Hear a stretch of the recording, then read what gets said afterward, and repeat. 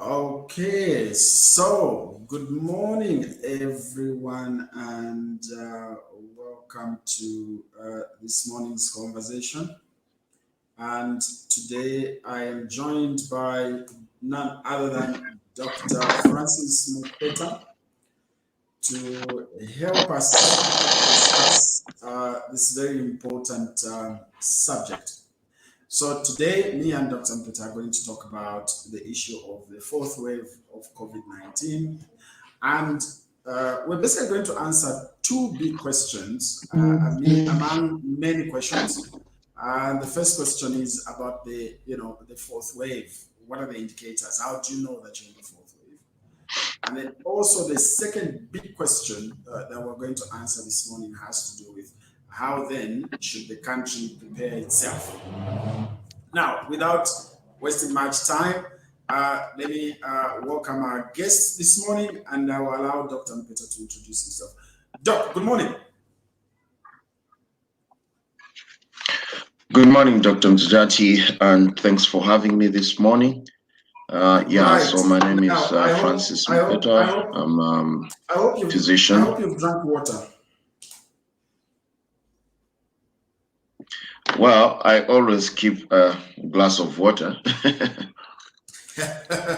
No, I needed to check and just make sure that you've drunk water, and it's good that you already have water. Now, so go ahead, Doc, and introduce yourself. To some people who follow this page, you're not a stranger. You've been to this page a couple of times. But for people who may be seeing you for the first time on this platform, just tell us about who is Dr. Mpeta, what are your expertise, and where are you based at present moment.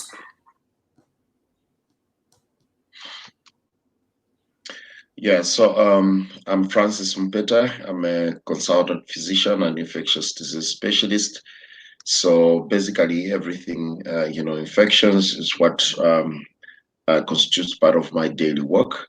But with the pandemic, I've been on the front lines, being one of the first doctors to admit the first case in Zambia.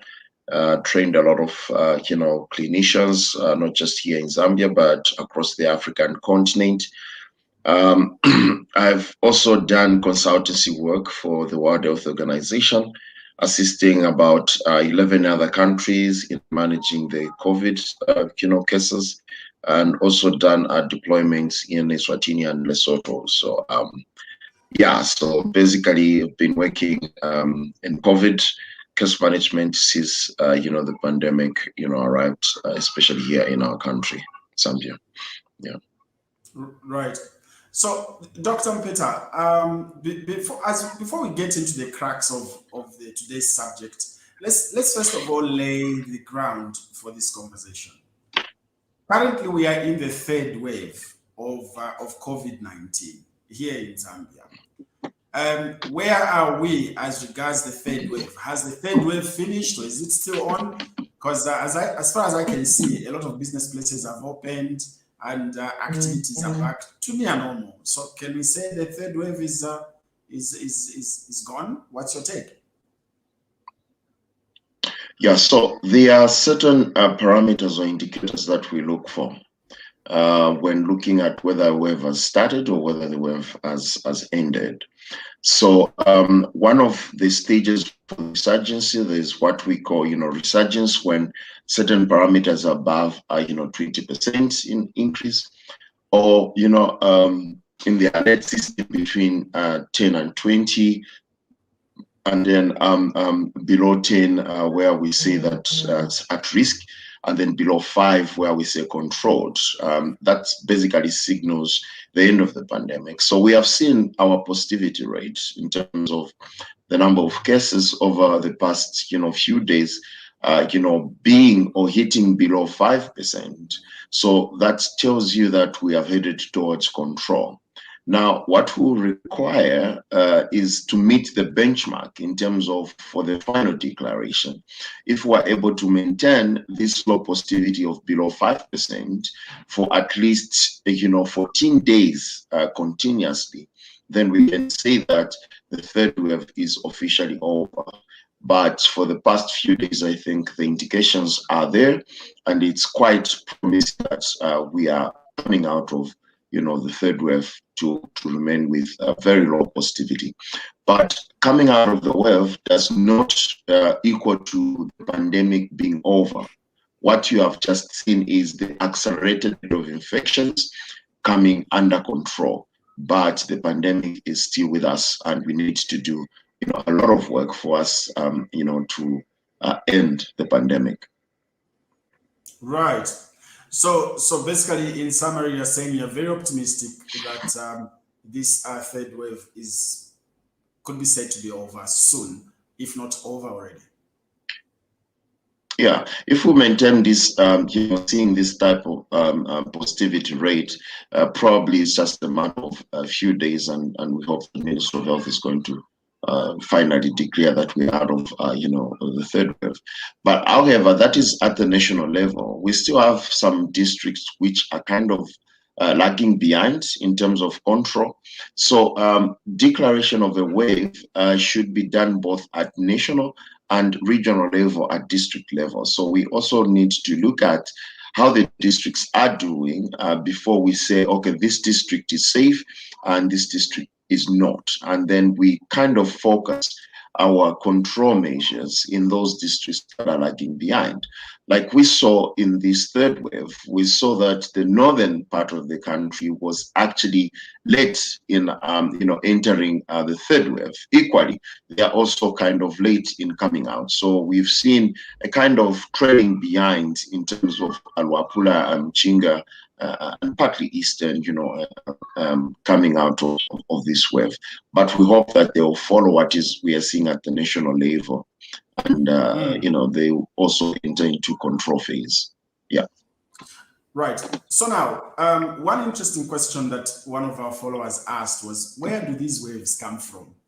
So we saw the first wave, we saw the second wave, we are in the third wave as we speak, and this morning we'll be discussing the issue of the fourth wave. Now, how do these waves come about? What's the reasoning behind them? Okay, so let's start with when a disease is just, coming into a population, like the way COVID came in Zambia. So all it needs is just one person to be infected.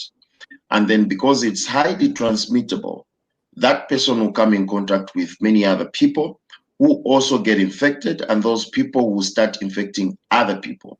Now, if you don't do anything to control this transmission, then you get to have a lot of people being infected in a short period of time. So that's what we call a wave, because this number of cases go up like that, and then we see that's what we call now a wave. Now we've got indicators. If we have to say, okay, this is now a wave. One of them is, first of all, the number of people testing positive. Okay, so if they exceed 20, if they exceed 20% in terms of positivity rate, then we can declare that that's a wave. There's also another parameter when it comes to testing, which is a bit more technical, in terms of having more than 10 people testing positive over 100,000 population.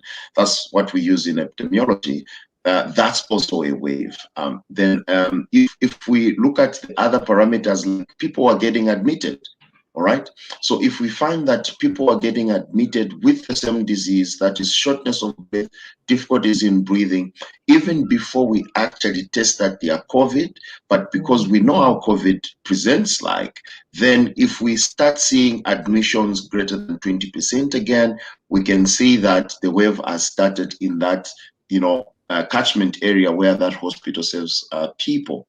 If we look at deaths as well, the number of people who are dying, okay, it could be those who are dying from COVID itself, or the number of people who are dying, yet we don't know what has caused them to die, but they are dying in a short period of time.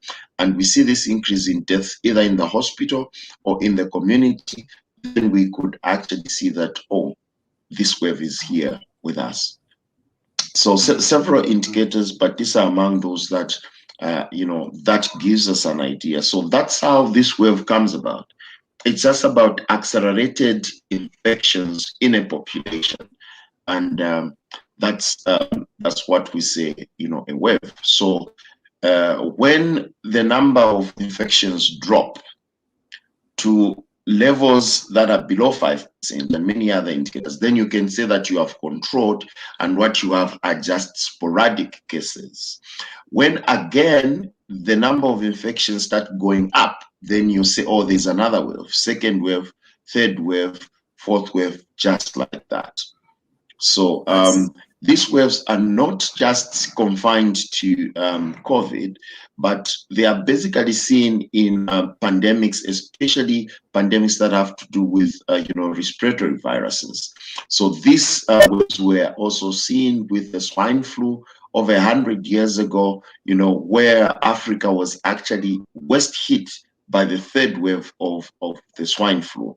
And we know from history, it's been estimated that 500 million people died, which was about a quarter, of the world's population. So it was really, really devastating.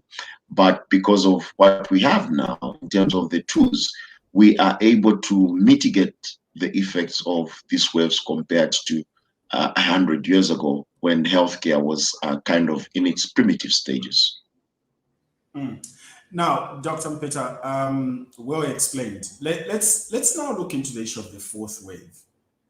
So, could you just summarize the things that you doctors look for you to say, okay, now we are in the middle of a fourth wave? Just list them. One, two, three, four. What are the issues that you look for? Even up to five. Just list them. What do you look for you to have said we are out of the third wave, now we are in the middle of a fourth wave? What things do you look for? List them. Okay. So there are two aspects. There's from the hospitalists who are looking at people who are coming sick to the hospital. And then there's also the public health approach, which is called disease surveillance. So the public health, are busy looking, for a certain number of diseases to see whether they are going up or not. So let me start with, the surveillance. So number one, if we get during surveillance, they are actually genotyping, like checking the genetic makeup of this virus, which keeps on changing. So if they see that the virus that they're now seeing, or the recent samples they have taken, and they notice that there's a new variant, and that variant possesses certain genetic points that causes concern, then that is one of the first indications that we are likely going to have a wave. Now, the points of concern in a virus, number one, are those points that will tell us that this virus is likely going to start infecting a lot of people. That's number one. Then two, if it possesses certain, characteristics that will tell us that when people get infected, they are likely going to get severe disease, or they are likely going to die. So when they are kind of, doing surveillance on these, variants, and they notice that, they could actually now start warning or putting up a warning mechanism to say that we are likely going to have a wave. If this happens in a neighboring country, then even the nearby countries should be able to be on alert, because that we are going to start seeing accelerated infections. Now, that's on surveillance part. Now, if we come to the clinical setting, that is in hospitals, we also look at certain aspects. Number one, if we start seeing the number of people who are coming to the hospital with signs and symptoms of COVID going up, where the admissions now start going, exceeding the other diseases, then that a wave is actually, just at the front door. Then if we go a little bit technical and we look at now the number of people testing positive. So number one, like the most clear indicators is the positivity rate. So if you take 100 samples and 20 of them come out positive, then that is telling you that you are in a wave. If you look at the number of people dying from COVID or COVID like illnesses exceeding more than 20% of the admissions, then you know that you are in a wave. If you look at the number of people who are also being admitted, all right? So if this week we admitted, let me give an example. If we admitted 10, and then the following week we admit, more than 20, then we know that this is a wave. And that's how hospitals start filling up. So it starts at community level. There's surveillance system that is being conducted there. And then we also look at hospital setting where we are also doing these indicators. So this information is put together, and then it's what is now used to look at whether we are in a wave or not. And like I said, a wave doesn't need to necessarily mean the whole country. You can actually declare a town, or you can even declare a compound. For example, we can actually isolate this positivity or these indicators to Mandevu, for instance, and we can say that there's a wave in Mandevu. And I think that's where we need to go as a country, because remember, waves don't just begin at the national level. They all start at a community level, and we need to actually isolating this community and being able to declare, so that people in that community start instituting preventive measures so as not to spill to other communities. Right. Now, having said that, having told us, what you doctors look for you to say we are in the wave, what are the risk factors? Now, I need you to look at this issue we're discussing this morning of the fourth wave. What are the risks that would push us into the fourth wave, if ever there's going to be one? Okay, so the things that make a community or a country to go in another wave is, number one, first of all, failure to attain complete control of the pandemic. So it's where the cases go down, and instead of completely eliminating in that community, you lower the guard in terms of public social health measures. Like the way we have seen, we have opened almost all businesses, sports, recreation issues. Now, that is okay, because people are social human beings and they need to interact. But the question is, how many of those activities are actually adhering to the preventive measures, such as universal masking, hand hygiene, and also social distancing. So yes, we have gone back to our normal lives, but are we still maintaining this? So what would happen is that, because the cases now, we are somewhere at 3-4% at national level, yes, they have dropped, but there will still be a few people who are still infected, and they will start infecting. Now, this infection will slowly start, spreading, and again, you see a wave. Like, we have had recent elections. We saw how we voted. We saw, a number of people not,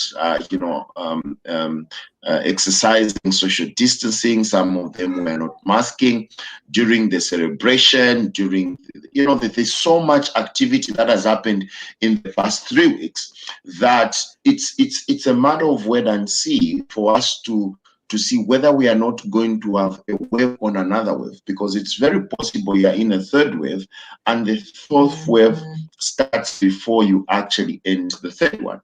So that's one of the risks associated to a wave developing. The other risk is where people who are infected becomes infected for a longer period of time, and then the virus now has got a chance to change itself, and as it's changing itself, it becomes more infectious, or it's able to evade someone's immunity. Now, this happens especially if people who have got cancer get infected, and all those people are on cancer therapy, they get infected because the virus now can remain, in their body for some time, but during that period, it's changing itself. Then certain people who are repeatedly exposed to the virus, I'll give an example is you've recovered from COVID, but before you fully recover, you get repeatedly exposed. The virus can come into you, live longer than it should, and then it changes itself, and then you start spreading a new variant of the virus. So basically, these are some of the factors on the virus level, and also on us as humans. It's about losing the public social health measures that can bring about control of transmission. Dr. Mupeta, thank you so much. So now let's go into the second half, or the second portion of our conversation this morning. This has to do with preparedness. How then should the country prepare itself for the advent or the unlikely possibility that we might have, this fourth wave? So how should the country prepare itself? What would you be expecting? So you know what country to do? Yeah. So the goal, there's a saying which says prevention is better than cure. So the number one thing that we have to do is to prevent, the occurring of the fourth wave. So how do we prevent? First of all, we have to strengthen, the disease surveillance system, where we should be able to pick quickly if we have got a variant of concern that is likely going to cause another wave. So the disease surveillance should be strengthened, and this calls for a lot of genomic testing. We know that in Zambia we've got the capacity to conduct this, and not just in one lab but several labs. But the question is that how readily available is this information to the public and also to decision makers, because that's what is critical. We heard of the Delta variant, and after that, we don't even know how much of the Delta variant is now, because this information is not, easily shared. So we need to strengthen disease surveillance and ensuring that the public is aware, so that they will be able to, make informed decision. That's surveillance. The second one in preventing is strengthening the social health measures. All right. So even when we don't see the cases, but the fact that the pandemic is still in the country, then we still have to continue adhering to the universal masking, social distancing, hand hygiene, and also cough etiquette. If you feel ill, please don't go out and start interacting with other people. If you are coughing, if you've got a fever, ensure that you are seen by a doctor, and so that the COVID is ruled out, so that you don't continue spreading the infection. We also have to, strengthen these social health measures in schools. In as much as we know that our children are not really affected in terms of severe disease or even death, but they could potentially, infect adults and from their homes, and this could actually result in a wave. So we also have to strengthen these public social health measures in schools and colleges. Then the third one, which is also very important, is vaccination. We have to ensure that we vaccinate as many people as possible. Now, if we look at the vaccination rates in Zambia, it's quite sad. We haven't even gone probably 500,000. I haven't looked at the latest figures. Now we need to vaccinate at least 60 to 70% of the population if we have to actually prevent a fourth wave. Now, vaccinations is not a new thing. If we look at polio today, children who are born today might not even know what polio is. We've done so well with vaccinations against also meningitis, diphtheria, and so many, diarrheal diseases in children. Why can't we do the same, especially that this is COVID is affecting the much productive, young men and women? So we have to really see how we can strategize with the vaccination. So if you were to tell me where we are weakest in all these preventive measures, I would say vaccination number one. And then number two, we have to also strengthen the surveillance system with follow-up of information to the public and decision makers. Right. So now, the WHO, is it Director General or President, said something very interesting in the last few days. He was concerned about the vaccination coverage in Africa in general. His concern was that in Africa, vaccinations are under 2%, whereas in Europe and other developed countries, they are way above 50%. And he expressed concern with regards to how we are going to fight pandemic. Now, the question I'm raising to you with regards to preparedness and also vaccinations has to do with equity of access of vaccines at international level, particularly as it affects countries such as ours. What's your comment on that? Yeah, so issues of access in Africa, I think, has been a thorny issue. And we know that, in Africa, the majority of the countries, are poor. So they do not really have, the resources that are needed to procure these vaccines. Secondly, we don't have any company on the African continent which is, making any of these vaccines. So number one, in terms of access, we need to look at the African Union and regional blocs such as COMESA, SADC, ECOWAS, and many others to look at how they can actually, capacitate member countries to start manufacturing the vaccine on the continent, because that's when we are going to make it available to all people. Secondly, the pooling of resources. Know that the international community came up with a platform called the COVAX that was meant to, assist resource-limited countries to access these vaccines. The COVAX, of course, has underperformed according to the projections, and this has really affected the access to vaccines on the African continent. Now, the other aspect, I think, is also the hesitancy that we saw with, some African governments in acquiring this vaccine. We know that the last country, which is Tanzania, only did so, just a few months ago after the death of the previous president.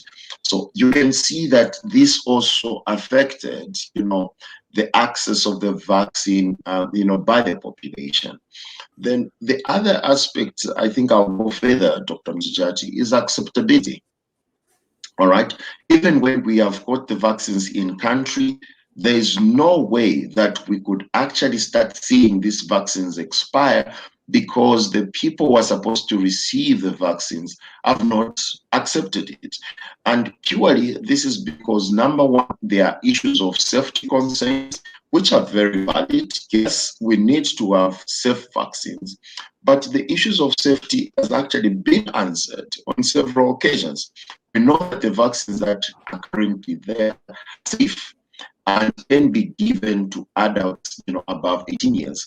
And we don't know why adults are not receiving this vaccine. The other aspect is misinformation.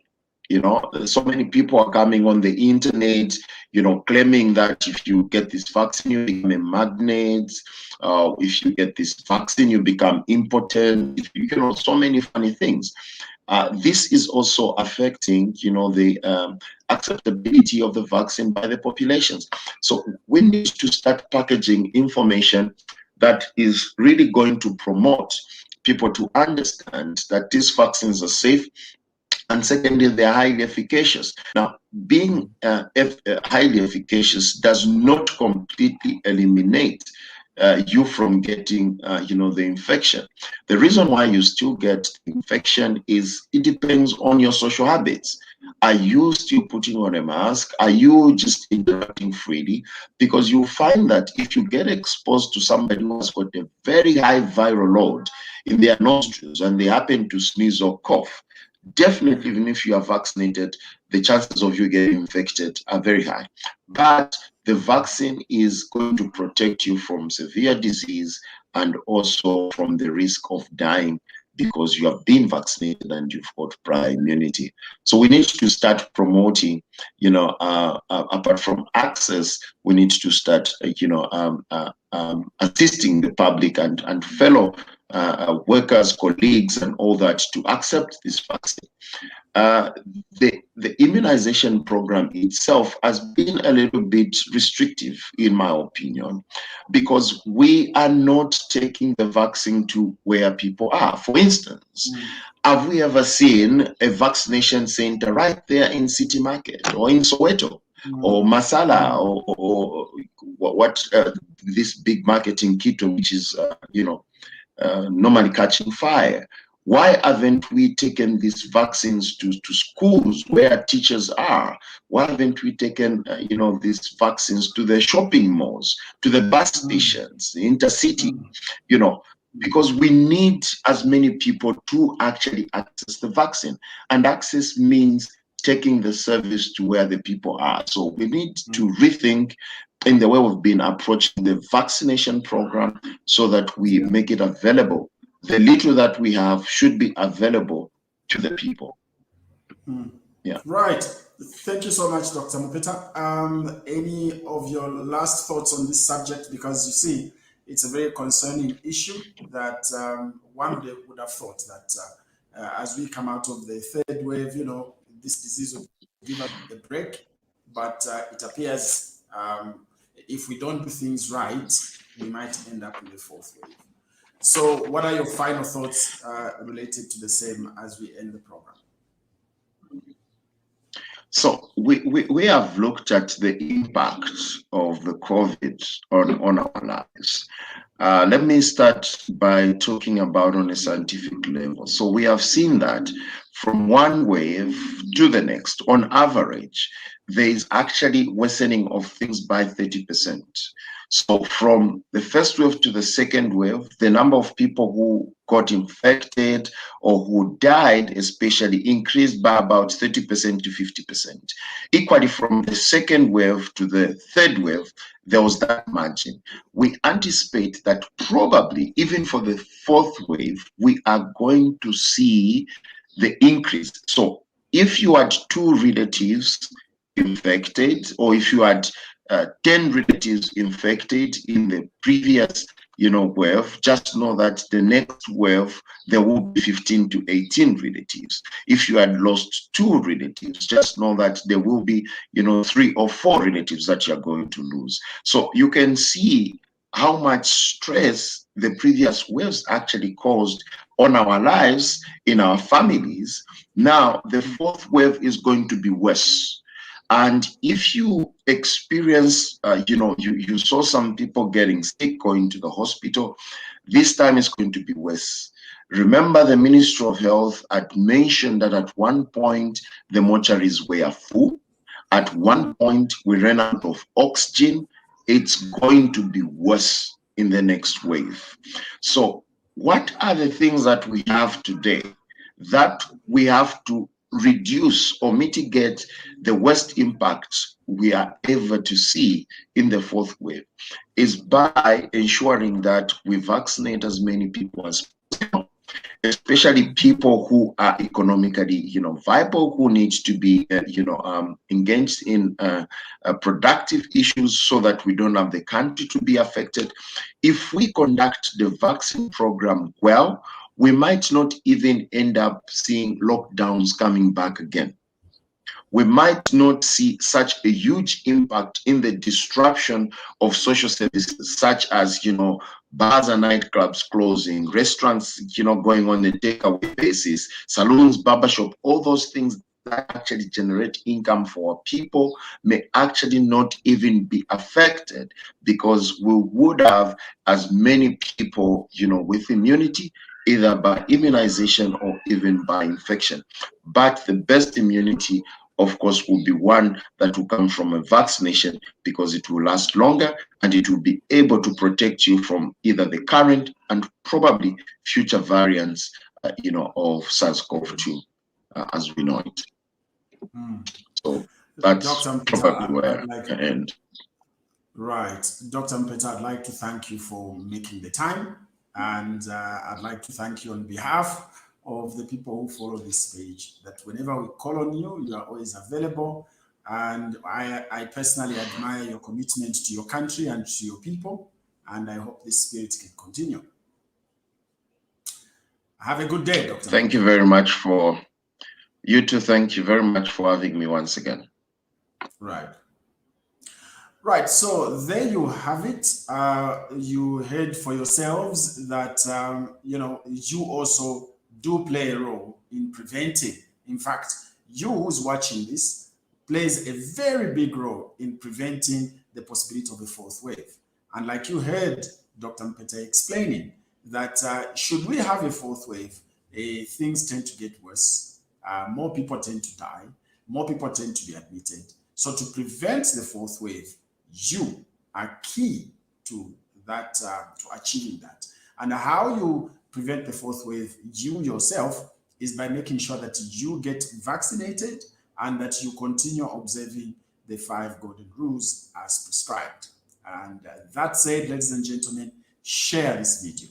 We need this information out there as much as possible so that we can all, prevent this fourth wave from coming, so that we can also get out of this third wave completely. Like you heard Dr. Mupeta explain, the third wave, we are almost out of it, as in we are literally almost out of it, and that we need to do the final push and get completely out of it and not have the fourth wave.